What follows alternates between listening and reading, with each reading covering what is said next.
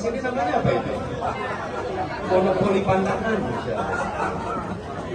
Jangan ada, boleh maju, silakan Pak aja.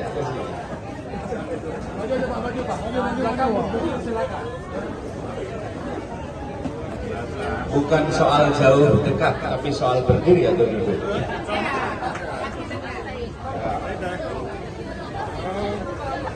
Ibu-ibu juga ibu-ibu, ibu duduk juga ibu-ibu. Sudah jalan-jalan oleh Karim Lampu.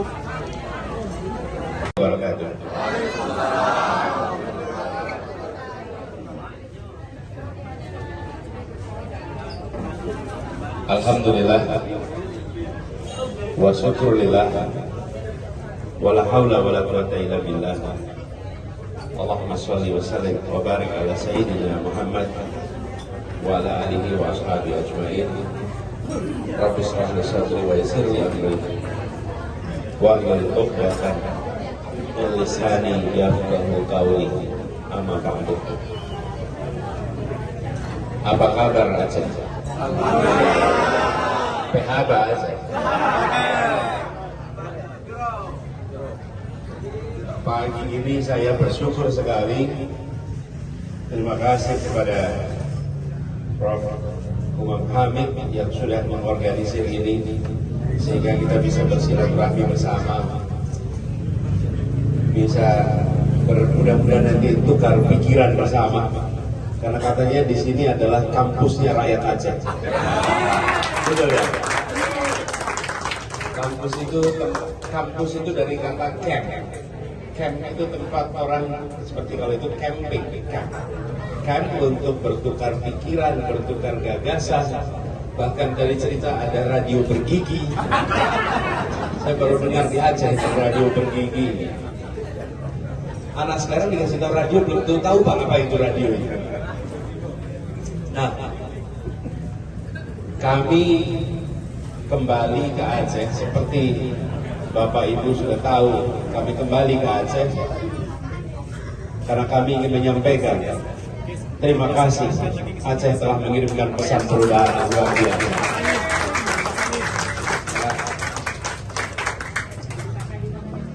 Perjuangan kita yang kita kerjakan kemarin, insya Allah kita kerjakan dengan sekuat-kuatnya, dengan sehormat-hormatnya, dengan semulia-mulianya. Walaupun kita menghadapi bukan saja lawan yang besar, tapi segala macam cara yang bisa dikerjakan. Betul tidak? Tapi kami memilih untuk menjalani proses hingga tuntas. Hingga tuntas. Kemarin kami tiba di 2 pekan lalu ketika mulai proses di MK, kami tunjukkan semua. Pilpres sudah terjadi 5 kali. 2004, 2009, 2014, 2019, lalu 2020. Semua Pilpres hasilnya dibawa ke MK, di-challenge atau ditantang, dipertanyakan oleh siapa? Oleh yang tidak menang. Yang menang tidak pernah bawa ke MK, yang angkanya dibawa ke MK. 4 kali Pilpres, seluruh hakim MK menganggap tidak ada yang layak untuk diperhitungkan. Dan pergerakan di berbagai kota itu dilandasi, bahkan kalau boleh dibilang didorong menggunakan bahan bakar keikhlasan. Bahan bakar itu keikhlasan, warna itu menyalanya luar biasa. Kalau lihat fenomena di JIS tidak? Waktu rapat akbar itu begitu banyak datang dari mana-mana. Datang dari mana-mana nih acara JIS. Biaya sendiri bukan? Masuk dia susah, keluarnya susah, betul-betul penuh. Selesai acara, panitia menerima banyak orang menyerahkan HP hilang. Apa ini? HP ditemukan diserahkan ke panitia. Fenomena apa ini? Kita pakai sandal bagus pergi ke acara, pulang hilang sandalnya. Betul ya? Ini ada HP tercecer, dan yang menemukan tidak mengambil tapi mencari panitia mengembalikan. Artinya apa? Yang berkumpul di situ adalah orang-orang ikhlas yang tidak ingin dicederai dengan sesuatu.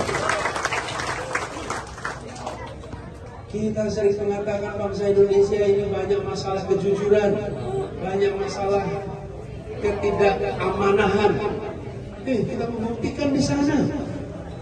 Begitu banyak berkumpul yang kita tidak saling kenal, dan apa yang terjadi? Semuanya amanah. Kampung di sekitar sana sebelumnya tahu akan dipakai stadion, jadi mereka buka lapak parkir untuk orang parkir. 2 hari sebelumnya diberitahu ini dipakainya bukan buat pertandingan, stadion dipakai untuk kampanye. Dipakai kampanye. Kalau dipakai kampanye, kalau begitu tidak ada lagi bayar parkir, semuanya gratis dan diatur mereka sebagai tuan rumah di tempat itu. Okay? Ratusan ribu datang sehari 2 hari sebelumnya. Mereka singgah di musola dan masjid di sekitar sana. Apa yang terjadi? Disambut seperti tamu kampung itu. Disilahkan mandi di rumahnya, ganti di rumahnya, tinggal di rumahnya. Mereka berdatang dari seluruh Indonesia. Dan di malam hari hujan deras. Hujan deras, apa yang terjadi ketika hujan deras? Rumah-rumah dibuka untuk mereka yang pengunjung masuk ke dalam rumah dan berteduh, bermalam di rumah warga di seluruh wilayah sekitar di sini. Kenal tidak? Tahu tidak? Saya mengatakan inilah contoh. Bila sebuah pergerakan itu dibangun dengan keikhlasan, dia punya frekuensi yang sama. Semuanya kemudian terpanggil. Biiznillah perjuangan ini kita teruskan lagi ke depan. Yang lebih luas, yang lebih besar. Rasakan itu di seluruh tempat. Di seluruh tempat. Bila jis ditonton oleh semua mata, bagi saya merasakan sekeliling. Dimanapun kami datang, tidak ada jabat tangan basa-basi, tidak ada pelukan basa-basi. Yang ada adalah jabat tangan dengan sepenuh hati, pelukan dengan sepenuh hati, titipan harapan dengan sepenuh hati. Dan itulah yang membuat saya melewati perjalanan ini makin yakin bahwa gerakan perubahan kita insya Allah akan makin besar kemudian. Bagian kita sekarang menjaga. Masuk di Aceh. Di Aceh ini luar biasa. Yang masih tercatat hampir 75%. Yang mendukung bukan? Yang tercatat. Yang sisanya kita belum tahu dulu apa. Tapi kami yakin 75% ini akan terus mengawal bila apa yang kita kerjakan ke depan masih konsisten dalam jalur perjuangan. Bila tidak akan repot. Nah, kami juga merasa khusus harus kembali ke Aceh. Jangan sampai rakyat Aceh ini terus-menerus didatangi ketika dibutuhkan, tapi dilupakan ketika proses selesai. Jangan sampai pada saat Aceh dibutuhkan minyaknya, semua datang ke sini. Pada saat Aceh dibutuhkan gasnya, semua datang ke sini. Pada saat minyaknya habis, gasnya habis, Aceh dilupakan. Tidak boleh begitu, kita tidak. Jangan sampai peristiwa-peristiwa yang sudah terjadi kemarin itu berulang ke depan. Sekarang sudah harus dibangun.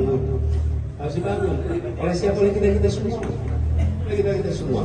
Tapi dengan cara begitu saya berharap masyarakat Aceh percayalah, apapun langkah yang dikerjakan ke depan adalah langkah untuk melakukan perubahan demi keadilan di Indonesia. Dan kami datang sebenarnya berempat, Mas saya, Gus Imin, kemudian istri saya Ferry dan urus diri, berempat yang datang lengkap. Ini pertama kali ada mantan calon pergi mendatangi tempat yang sama di saat sudah tidak ada kampanye. Tapi kami ingin kirim pesan pada Aceh, kami tidak lupa. Dan saya tadi bilang, saya bukan pergi ke Aceh, saya kembali ke Aceh. Saya kembali. Ini adalah tanah kita, tanah modal, dan insya Allah kita ke depan bisa berjuang sama-sama. Mungkin dalam perjalanan kami sudah tuntas satu fase, kami akan teruskan. Tapi ada satu hal yang ingin saya sampaikan di sini. Perjuangan tentang keadilan, kesetaraan, itu bukan perjuangan yang kami kerjakan karena ada pilpres. Tidak ada hubungan. 12 tahun yang lalu, 14 tahun yang lalu sekarang ini, tahun 2010, kami memulai sebuah program namanya Indonesia Mengajar. Mengirimkan putra-putri terbaik, sarjana-sarjana terbaik ke tempat-tempat yang sarjana tidak mau jadi guru. Mencari sarjana terbaik untuk jadi guru pelosok tanah air. Kenapa? Karena kami melihat ketimpangan di Indonesia tidak bisa diselesaikan tanpa meningkatkan keterdidikan masyarakat. Keterdidikan ini kunci. Nah, problemnya Indonesia ini luas. Yang berprestasi maunya di kota. Betul ya? Yang berprestasi tinggi tidak mau berada di pelosok. Yang gagal dapat di kota baru ditugaskan di pelosok. Jumlahnya pun kurang. Lalu kita kerjakan itu semua di seluruh Indonesia, termasuk di Aceh. Kami mengirimkan guru-guru itu dari mulai tahun 2011 di Aceh Utara. Bahkan kalau di Aceh ini ada 2 atau 3 kabupaten di tempat-tempat yang sulit. Dan lucunya, anak-anak itu ketika sampai di sana dipanggilnya apa? Guru Jawa. Karena datang dari Jawa, jadi bukan guru Jawa mereka dipanggil. Tugas di sana. Apa yang dikerjakan supaya Indonesia setara? Ditugaskan kami di kementerian, temanya itu. Di DKI sama. Kemarin Pilpres begitu. Jadi saya ingin sampaikan kepada semua yang menitipkan kepercayaan. Pilpresnya sudah selesai, tapi perjuangan kita untuk keadilan belum selesai dan harus kita teruskan. Tidak mungkin Pilpres panjang 5 tahun. Capek juga kan? Nanti tempat ini makin ramai aja pengunjungnya kalau Pilpres 5 tahun. Jadi selesai, tapi kita akan teruskan. Pertanyaannya kemudian apa berikutnya? Nanti kita jawab kalau ada di diskusi nanti. Nanti kita pikirkan sama-sama. Tapi saya ingin sampaikan kepada bapak-bapak ibu yang selama ini ikut memikirkan, terima kasih. Perjuangan kita kemarin, menurut catatan KPU ada lebih dari 40 juta yang masih tercatat sebagai pendukung kita. 40 juta. Mereka bukan orang-orang yang mendukung karena diberi imbalan. Mereka bukan orang-orang yang mendukung karena diberi paksaan. Mereka orang yang mendukung karena kesadaran. Pak Hamid ini yang pertama kali mengantarkan saya keliling Aceh. Saya tiba di Aceh 2005 atau 2006 ya? 2007. 2007 tidak lama. Pada masa itu masih suasananya. Saya diajak ke sebuah tempat namanya Lokna. Betul ya? Lokna.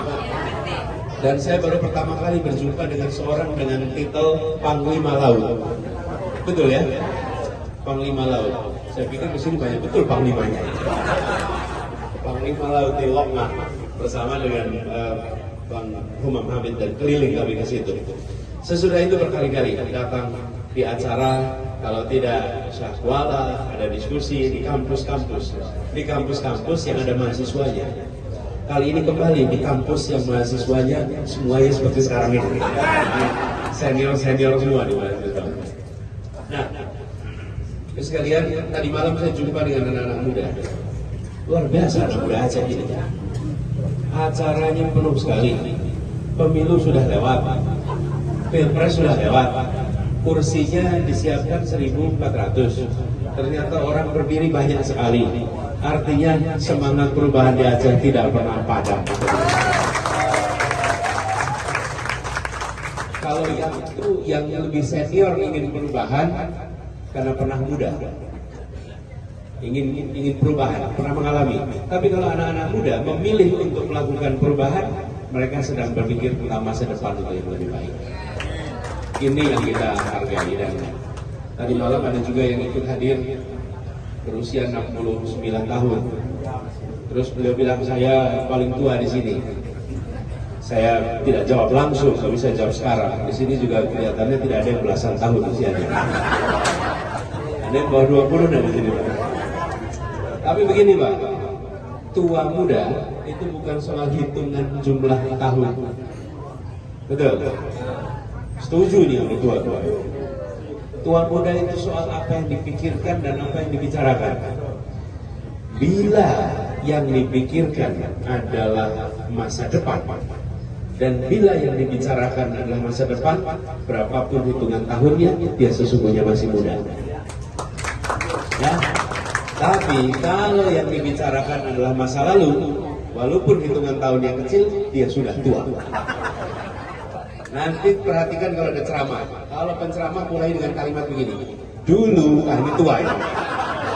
Ini orang tua ini. Jadi bagi yang sering mubalih ini, sering khotbah, hati-hati pakai kata dulu, Pak. Dulu saya begini, ini tanda-tanda sudah tua. Pidato-pidato harus mulai dengan besok mau apa, besok mau apa, besok mau apa. Insya Allah yang di sini awet muda terus. Baru kali ini Hakim MK mengatakan bahwa apa yang digugat adalah faktual. Baru kali ini 3 hakim menyatakan dissenting opinion, artinya tergugat tidak setuju. Kalau yang kesepakatan hakim, semua yang ditolak diiringi dengan rekomendasi untuk perbaikan. Diakui ada masalah, tapi tidak cukup bukti secara hukum. Apa artinya? Artinya kemarin ada hal-hal yang senyatanya terjadi yang tidak seharusnya. Di Aceh mengalami juga tidak? Ada sedikit. Di sini yang jaga luar biasa. Tetapi putusan selesai, putusan keluar, saya sampaikan kepada semua. Kita harus menghormati proses konstitusional. Perasaan kita mungkin tidak nyaman. Betul tidak? Kita tidak suka dengan keputusannya, kita tidak setuju dengan keputusannya, tetapi kita tunjukkan bahwa kita adalah demokrat sejati, orang-orang yang bisa menghargai prosesnya. Begitu putusan dikeluarkan, hormati. Ini bukan soal perasaan, ini soal bernegara. Dan kita ingin menunjukkan pada semua, kita bernegara dengan benar. Bila kita bernegara dengan benar hari ini, insya Allah ketika nanti dapat kewenangan, kita akan bernegara juga dengan benar. Kalau tidak dapat kesempatan lalu merusak, nanti ketika dapat kesempatan dia juga akan merusak. Betul tidak? Karena tidak tahu batas. Kalau tidak dapat kesempatan tak tahu batas, kalau dapat kesempatan juga tidak tahu batas. Dan kita tunjukkan kita tahu batas itu, batasnya di sini. Dan ketika proses itu selesai, saya dengan Gus Imin sudah berencana akan ke Aceh. Selesainya pekan lalu. Tapi Gus Imin ada acara yang tidak bisa ditunda Jumat lalu. Jadi kita putuskan datangnya hari Jumat kemarin. Itulah ceritanya mengapa kita kembali ke Aceh hari Jumat kemarin. Dan saya ingin sampaikan secara khusus terima kasih ibu-ibu yang sudah berjuang luar biasa dalam perjuangan ini. Selain bapak-bapak tentu ibu-ibu, dan selalu di balik perjuangan itu ada keluarga yang menjadi pendorong. Dan keluarga itu ya betul, kepalanya adalah suami, tapi istri itu lehernya. Kepala itu mau nengok kanan kiri tergantung leher. Betul tidak? Bisa nengok tanpa leher. Jadi kanan kiri itu masih perintah sebetulnya leher. Istri kita ini leher kita. Yang menentukan kanan kirinya ini istri kita. Terima kasih semuanya. Saya akhiri dan kita nanti bisa ngobrol lebih jauh. Assalamualaikum warahmatullahi wabarakatuh.